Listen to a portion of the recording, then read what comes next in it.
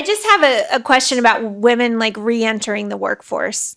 So like Brenda Barnes is a great example of someone who left her job as president of PepsiCo, then came back as president of or CEO of Sara Lee, right? Yep. So what can companies be doing to make it easier for women to come back if they left? Because there's so much knowledge, so much experience, how do we get them back in the workforce?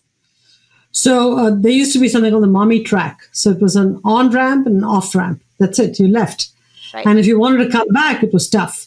Now people are actually talking about a return ramp because they're realizing that the women who stepped out of the workforce, extraordinarily well-educated, very smart, and just because they went off to have kids doesn't mean they shouldn't be back in the workforce.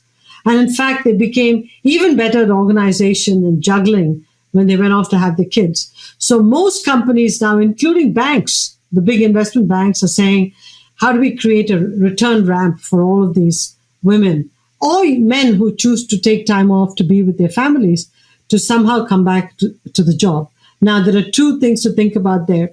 If you're willing to come back with a different cohort, meaning, let's say you went in and you were class of let's say you were class of 2015.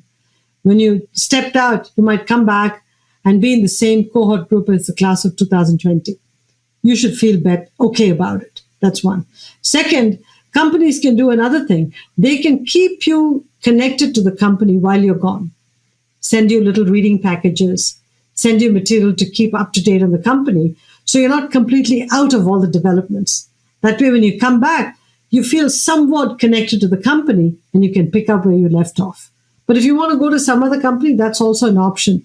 I think in the next 2 years, ready to return initiatives are going to be the normal. We have a talent shortage in the country.